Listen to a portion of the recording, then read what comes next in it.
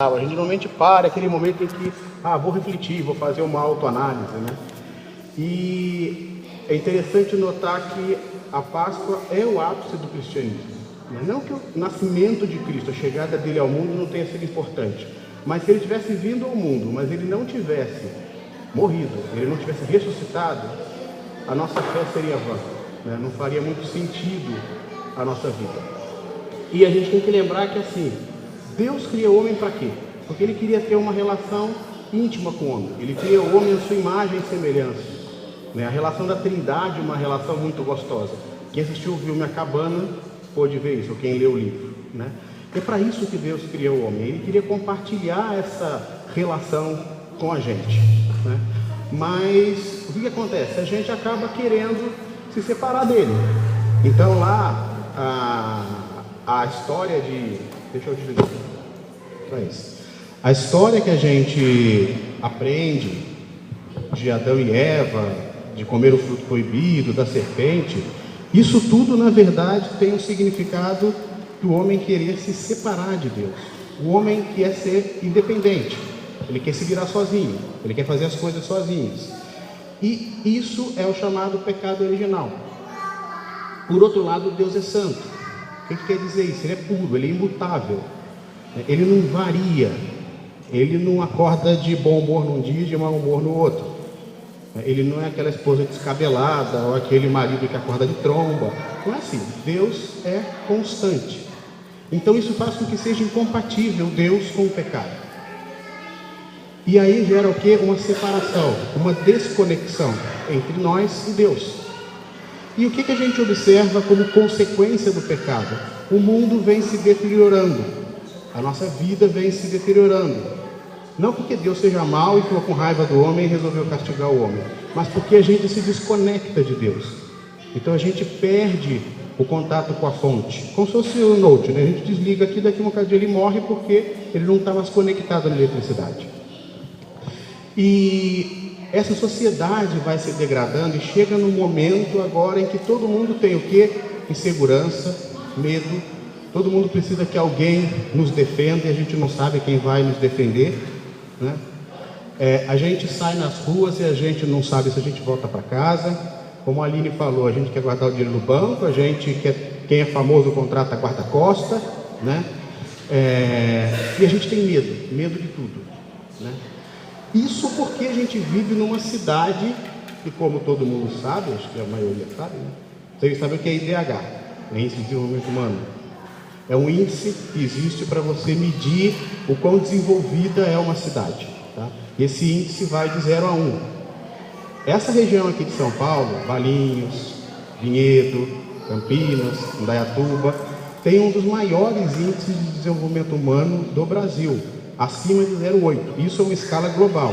Então imagina que perto do 1, sei lá, é a Finlândia, a Suécia, as cidades de lá estão com 0,98, 0,99. Aqui no Brasil, as cidades que têm o maior índice de desenvolvimento humano estão aí na faixa de 0,85. Nós estamos aqui numa região que está na faixa de 0,82, 0,81. Estamos entre as 10, 20 melhores cidades no Brasil para morar. Temos segurança, infraestrutura. Imagina quem mora nas cidades que não tem isso, mesmo grandes cidades. Você pega uma cidade como o Rio, tem um IDH lá embaixo por toda a questão da violência, da insegurança. Então a gente vive num mundo assim, deteriorado. E aí eu faço uma pergunta para você. Você também experimenta uma sensação de insegurança, de impotência nesse mundo? Ou será que só sou eu? Será que é só um grupinho de pessoas? Você também se sente assim? Né? Aquela sensação de, e agora? O que eu vou fazer? Pois bem, saiba que não é só você, tá bom? Então, trazendo isso para a Páscoa, o que é a Páscoa? O que é essa Pessá? Essa palavra quer dizer passagem. Passagem do quê? Né? De um estado de morte, de um estado de escravidão, de um estado de insegurança, de um estado de medo, para um estado de vida, para um estado de liberdade, né? E essa passagem a gente vê acontecendo tanto na Bíblia, no Velho Testamento, no Antigo Testamento, com o povo judeu, como a gente vê isso acontecendo depois na Páscoa com Cristo. Cristo fazendo essa passagem para nós, sendo o veículo aí para essa passagem de um estado de morte para um estado de vida. E parece interessante isso, né?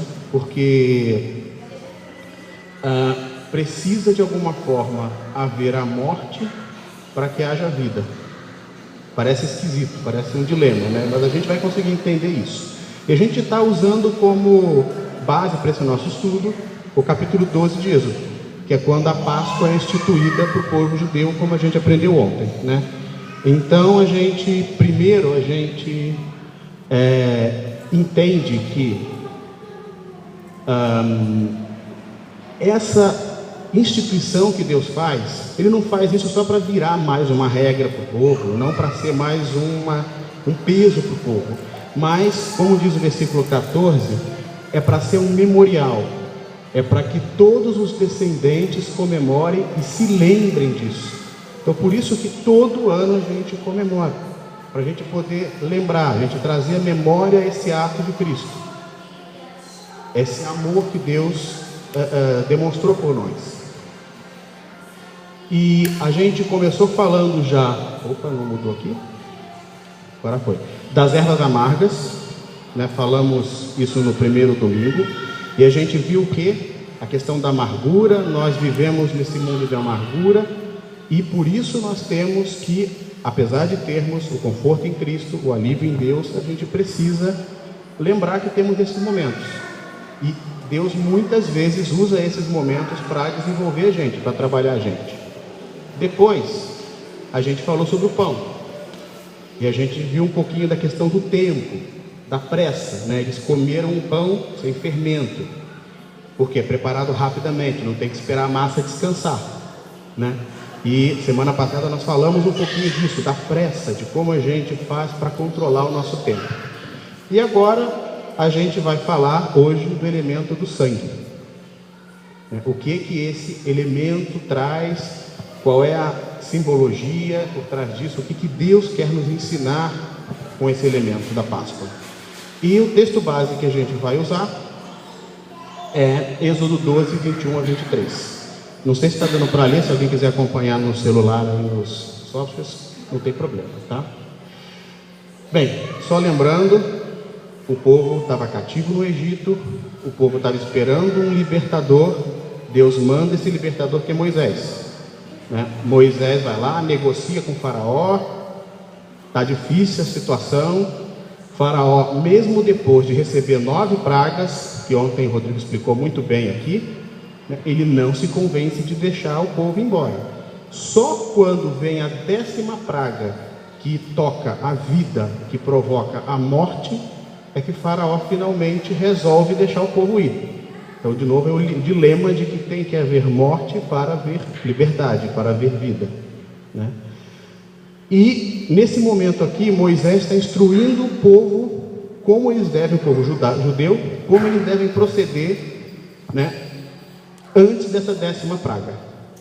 E aí a palavra diz ali, olha: chamou, pois, Moisés todos os anciãos de Israel e disse-lhe: escolhei e tomai vós cordeiros para as vossas famílias, e sacrificai a Páscoa. Então tomai um molho de sopo, um galinho de salsinha, né? E molhai-o no sangue que estiver na bacia, e passai-o na verga e nas ombreiras das portas, em volta da porta, do sangue que estiver na bacia. Porém, nenhum de vós saia da porta da sua casa até amanhã, porque o Senhor passará para ferir os egípcios. Porém, quando vir o sangue na verga da porta e em ambas as ombreiras, o Senhor passará daquela porta e não deixará o destruidor entrar em vossas casas para vos ferir. Então a gente vê aqui que há uma preparação, né? Há alguma coisa em que confiar. Há alguém aqui, um Moisés, que vem como um libertador. E é interessante a gente ver que isso está tão forte no ser humano. Todas essas sagas, essas aventuras, Star Wars, Crônicas de Nárnia, elas trazem dentro de si essa figura do mal, alguém que está aprisionando, Então Star Wars é lá a Federação do Comércio, né? É o império que está dominando o povo. No caso das Crônicas de Nárnia, tem sempre uma força por trás tentando destruir as crianças. Num dos livros é aquela bruxa da neve, no outro livro é o navegador não sei qual, e tem sempre a figura daquele que vem para salvar. Nas Crônicas de Nárnia é o leão, o Aslan, né? É muito fácil de ligar ele com a figura de Cristo. Star Wars é um pouquinho complicado, né? Teoricamente são os Jedis, mas até isso é tão intrínseco do ser humano, essa necessidade de um libertador, que até nas histórias famosas isso aparece para a gente, né? E aqui Moisés é essa figura do libertador que Deus manda. Eu vi que é importante notar aqui que o povo precisa confiar em Deus e confiar nesse libertador como porta-voz de Deus. Tem que confiar que, olha, eu vou fazer o que esse cara está dizendo para eu falar, porque eu acredito que ele está sendo o portador da voz de Deus. Então, o que é importante a gente entender aqui? O sangue, ele vem nos trazer aqui salvação e vem nos garantir a vida. Através da salvação, a gente fica livre do pecado. E a gente consegue o quê? A reconexão com Deus. A nossa reação a esse ato, que é um passo de Deus em relação ao homem, né? Salvar através do sangue, deveria ser o quê? A obediência. E é o que o povo faz.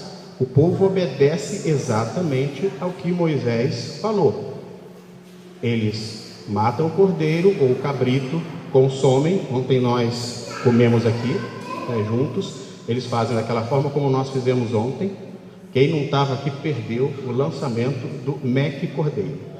Um pãozinho asmo, com carninha de cordeiro, uma folhinha de erva amarga por cima, um purezinho de maçã para fechar. Olha, não foi bom? Então. E era aquilo mesmo que eles faziam, eles comiam daquela forma. E eles obedeceram, eles assim fizeram. E eles pegaram o sangue do cordeiro, passaram na porta. A gente também fez isso nessa porta. Já limparam a porta? Não? Deixa eu ver se não limparam. Ó. Aqui está a prova do crime. Ó. Ontem pintamos a porta. Tivemos essa experiência também. E devido a essa obediência, quando o destruidor passou e detonou com o povo de Israel, as casas onde havia o sangue pintado, eles não entraram. Então o povo precisou ter uma reação, que é o quê? Obedecer. É uma reação simples, né? Mas é tão difícil para a gente obedecer. Por quê? A gente começa a lembrar das coisas do passado. A gente está salvo, mas a gente ainda tem aquela coisa aquele pezinho na lama, né? Que nem o porquinho. Você limpa o porquinho, deixa ele limpinho, bonitinho, solta o porquinho. Quem morou em fazenda, o que o porquinho vai fazer? Vai correr para o chiqueiro e se lamear todo de novo. A gente é igualzinho o porquinho. A gente está limpinho do pecado, primeira oportunidade que dá, eu boto o pé na lama. Com o povo de Israel não foi diferente, não. Depois que eles já estavam libertos andando no deserto, eles ficavam se lamentando. Poxa, lá no Egito a gente tinha cebola, alho, tinha peixe, tinha isso, tinha aquilo. Aqui no deserto não tem nada. Você tem a liberdade. E você está mais preocupado com aquelas coisas que te prendiam no passado. Com a gente também é assim. A gente não é diferente, né? A gente tem a liberdade, só que a gente tem uma série de coisas no mundo que nos influencia, que nos puxa para lá. Então também a gente não pode colocar o pecado, a culpa só lá no Adão e na Eva. Porque se eles não tivessem pecado, agora eu não estava nessa situação aqui, né? Eles escorregaram lá e eu agora fiquei nessa situação. Não, você escorregaria e você escorrega todo dia. Todo dia você está mordendo um pedacinho do fruto proibido. Cada dia você está flertando com as coisas que você não deveria flertar. Por quê? Porque dentro de nós, a nossa natureza faz a gente ficar preso para trás. Vamos avançar mais um pouquinho. Então, voltando de novo aqui no texto, esse mesmo texto. Além da questão da salvação, da libertação que Deus apresenta ao povo através de Moisés, Deus também usa o sangue como marca. Foi a marca na porta que evitou que o destruidor entrasse na casa. Então o sangue nos marca de alguma forma. Ele nos deixa como se fosse com alguma identificação que nos protege do mal, que nos protege das coisas. E é interessante que em Pedro, na carta de Pedro, capítulo 2, versículo 9, ele comenta que nós somos selados e nós somos propriedade exclusiva de Deus. Então, essa marca, sabe em fazenda que nem faz com boi? Você marca o boi? É igualzinho, só que não tem a dor do boi lá, coitado, de ser marcado. A gente fica marcado e aí todo mundo sabe que o boi lá pertence ao Saraiva, porque tem um S lá todo estilizado de Saraiva, né? No caso nosso, é uma marca que você não sente dor, não tem um J de Jesus em você, mas o inimigo vê essa marca em você de alguma forma. O inimigo, quando olha para o sangue de Cristo, ele fica mula, ele sai fora. E o que acontece? Qual é a resposta que nós temos em relação a essa marca? A gente tem que passar a confiar, porque uma vez que eu estou marcado, uma vez que eu estou protegido, me resta confiar de que isso é efetivo. O povo de Israel confiou que, seguindo aquelas instruções, que obedecendo, eles estariam protegidos, e eles realmente estiveram protegidos. Só que qual é o nosso problema com isso? De novo, a gente continua preso àquela raiz da nossa natureza. A gente quer ser autossuficiente, a gente quer dar ajudinha para Deus, a gente acha que, mas será que Deus está cuidando dessas coisas mesmo? Né? Então a gente fica preocupado, e aí a gente gasta tempo, a gente gasta recurso, em quê? Contratando segurança, morando em condomínio fechado. Eu não estou dizendo que a gente não tenha que buscar essas coisas. Eu mesmo moro no condomínio, porque eu viajo, eu quero que a Dani, o Mateus e o Levi estejam em segurança. Mas a gente às vezes investe demais. Às vezes a gente está dentro de um condomínio, já tem segurança. Aí a gente coloca cerca elétrica. O condomínio já tem, no meu condomínio tem isso. Se vocês forem lá em casa, vocês vão ver que tem a cerca elétrica do condomínio e a cerca elétrica do vizinho. E ele quis botar a cerca elétrica dele ali na cerca elétrica do condomínio. Aí você bota cachorro, compra cachorro feroz para cuidar da sua casa. Aí você contrata uma ronda para ficar rondando, e o custo só vai subindo. No seu trabalho, você fica preocupado também, não fica? Você está lá, trabalho, você está garantido no seu trabalho, mas e se eu perder o trabalho? O que vai acontecer? E aí eu fico desesperado, me preocupando e tentando fazer de tudo, como o pessoal até brinca, né? Vou limpar o cocô do cachorro do chefe, vou puxar saco, e aí você começa a fazer coisas que estão fora da sua missão, para você poder assegurar aquilo. E com isso você rouba tempo dos seus amigos, você rouba tempo da sua família estendida, você rouba tempo da sua família. Os seus filhos acabam sendo criados por terceiros, né? Por quê? Porque você vai no Iguatemi domingo à tarde, à noite, você vai ver a situação. O casal andando de mão dada e a babá empurrando o carrinho. Chega na praça de alimentação, aqueles pais não sabem nem alimentar o filho. Se a babá não estiver lá para alimentar o filho, eles não sabem dar comida. Qual é a relação que eles estão tendo com o filho? Qual é o tempo que nós temos com as nossas famílias? O tempo que a gente tem na comunhão com Deus? Porque a gente está olhando para outra coisa, a gente está preocupado em fazer o trabalho de Deus, a gente não está confiando, a gente quer dar o nosso jeitinho, né? Mas, então quer dizer que eu não tenho que fazer nada? É isso mesmo, parece esquisito, parece fácil demais, né? Mas é isso, você tem que descansar em Deus. Mas então o que eu tenho que fazer? O que você tem que fazer? Você tem que fazer exercícios para a sua alma. Essa é a resposta, essa é a reação de confiança a Deus. Não se preocupa com a sua performance. O Rodrigo falou isso também aqui. Não se preocupa com o resultado, se preocupa com o processo. Que processo? O processo de comunhão com Deus. o processo de você conhecer mais a Deus. Porque uma das razões pelas quais você não confia é porque você não conhece a Deus. Então você desconfia do quê? Do caráter de Deus. Não, mas não é possível. Deus não sabe tão bem. Como é que Deus vai saber o que é melhor para mim? Eu que estou vivendo a situação aqui, não é Ele que está aqui. Eu sei o que é melhor para mim. E a gente então, de novo, a gente quer ser independente, a gente quer se desconectar. Deus, tu me ajuda quando eu pedir. Eu estou falando isso aqui, né? Não é só para vocês, não, é para mim. Eu já vivi essa situação várias vezes.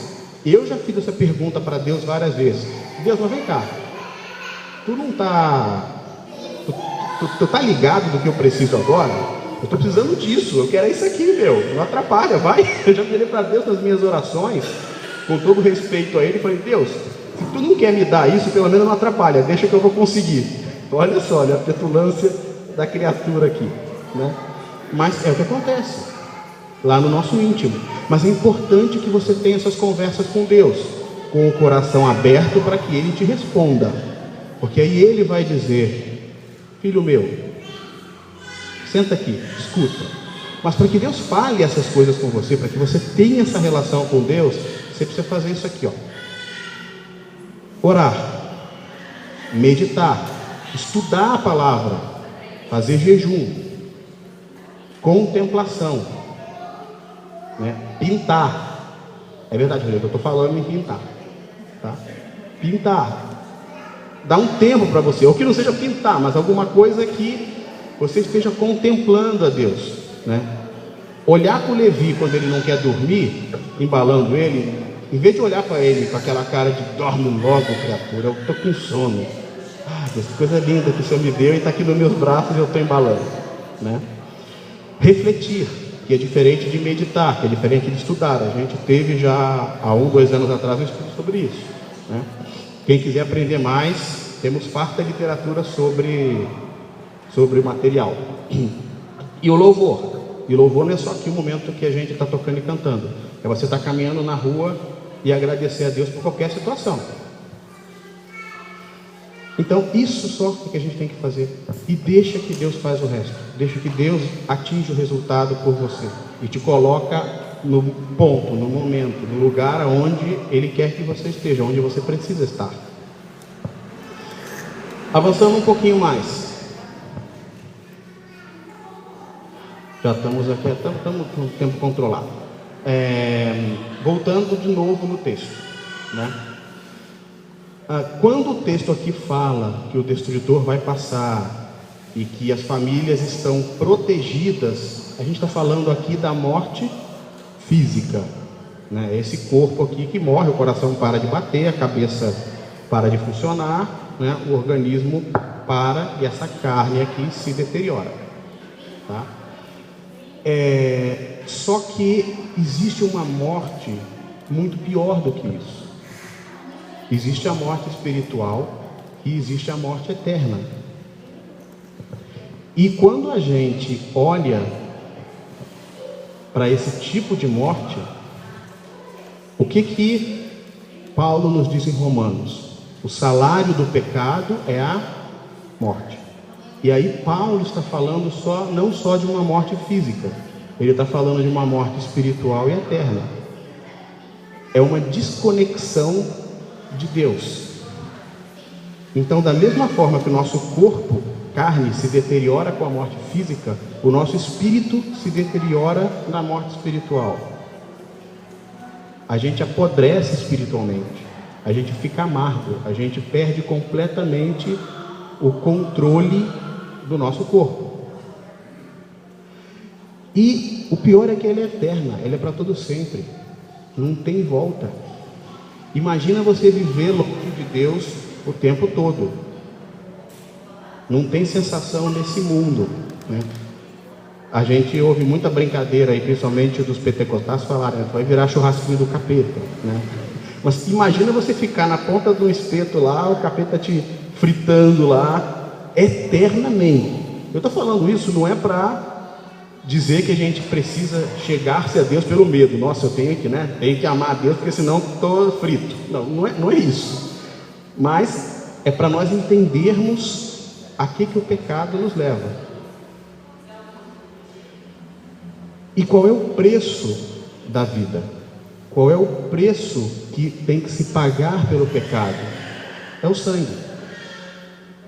É o sangue que quita a nossa dívida.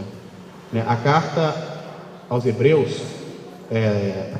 capítulo 9, versículo 22, fala o seguinte: sem derramamento de sangue não há perdão. Eu ia fazer aqui, mas eu acabei não trazendo, mas eu vou fazer numa outra oportunidade, para mostrar para vocês quimicamente como é que o sangue gera perdão. Mas isso eu faço no outro dia, não sabia se ia dar tempo. E Moisés mesmo, então a gente vê um exemplo lá do Novo Testamento, né, de Hebreus, mas o próprio Moisés, que é esse libertador aqui, ele mais à frente, quando ele está em Levítico, falando sobre as leis que o povo deveria seguir, o povo já no deserto andando, pós-Páscoa, ele diz que o sangue é o que propicia, ou seja, é o que viabiliza, é o que possibilita, é o que torna viável, que torna possível a vida. E é verdade, né? Se nós não tivermos sangue, a gente não tem vida. Por isso até que, por exemplo, os testemunhos de Jeová, eles não concordam com a transfusão de sangue, porque eles têm essa coisa do sangue ser a vida de uma tão forte, que eles creem que você não pode doar sangue, porque a vida pertence a Deus, a vida não pode ser doada de um para o outro, tá? Mas isso também é assunto para um outro capítulo da história. Então, uma vez que teria que haver esse derramamento de sangue, a gente precisa da figura que nós vamos estudar semana que vem, do Cordeiro, que é quem derrama esse sangue por nós. No caso lá dos Hebreus, notemos que coisa interessante: não é a morte dos primogênitos que gera a salvação. A morte dos primogênitos gera a reação de Faraó. A morte do Cordeiro é que gera o sangue, o derramamento de sangue, e esse sangue sim é que gera a vida. E qual deveria ser a nossa reação a essa proteção que o sangue nos traz? Deveria ser conforto. Eu deveria me sentir leve, livre, tranquilo. O trabalho já foi feito por Cristo. Ele já morreu, já derramou o sangue e já nos salvou, já nos marcou e já nos protegeu. Porém, o que acontece? A gente continua inseguro. A gente deveria simplesmente descansar em Deus. Nós também já estudamos sobre o descanso em Deus, já tem 2 anos, mas a gente fica que nem criança, né? A criança sabe que o pai a ama, a criança entende esse amor, mas a criança continua querendo se rebelar, continua fazendo malcriação, continua querendo desafiar o pai. Não é assim? Né? Todos aqui que têm filhos pequenos, eu pelo menos, eu com a Dani e com o Mateus, a gente corta um dobrado com isso. Ele toda hora querendo desafiar a gente, se rebelar contra a gente. É imaturo isso. E como é que se desenvolve essa maturidade necessária? Fazendo aquelas mesmas disciplinas que a gente viu no slide anterior. E isso é tão forte que às vezes a gente consegue se livrar disso, a gente sai de problemas, relacionamentos, situações, a gente fica um tempo de boa, né? Assim, aí de repente não dá aquela vontade de voltar a fazer besteira, e aí volta e continua fazendo besteira. Desenvolve normalmente relacionamentos, vamos assim chamar, tóxicos para a nossa vida, adquire atitudes que são ruins para a gente, porque a gente tem essa insegurança, e parece que a gente gosta de se fazer de vítima, e gosta de ficar na situação de insegurança. De novo, exemplo do porquinho, né? Tá limpinho, volta para o chiqueiro. Nós temos a mesma situação, e é interessante que Jesus sabe disso. Jesus percebe esse pecado nosso, ele sabe que esse pecado nosso nos leva de volta para a escravidão. Ele liberta a gente, mas a gente quer voltar para a escravidão. Então não tinha jeito, não tem jeito. E como que a gente resolve então essa situação? O homem é incapaz de constantemente manter a reação positiva e sempre acaba caindo nos erros de lembrar do passado, autossuficiência, insegurança. Então, Jesus, sabendo disso, ele toma as rédeas do negócio. Então, a solução para a nossa incapacidade é Jesus. E o que ele faz? Então, voltando lá ao início da mensagem, né? Deus cria o homem para viver uma relação com ele. O homem se torna independente, se desconecta. O pecado entra no mundo, a sociedade se deteriora, o medo toma conta da gente, a insegurança toma conta da gente. A gente não consegue se livrar dessa situação. Então precisa vir Cristo para refazer essa conexão através do sangue dele. Então ele derrama o sangue na cruz. Com isso, ele paga a nossa dívida. Lembra? O salário do pecado é a morte e o preço da vida é o sangue. Então, com o sangue dele, ele paga a nossa dívida. Com isso, ele apazigua a ira de Deus contra o pecado. Ele faz com que seja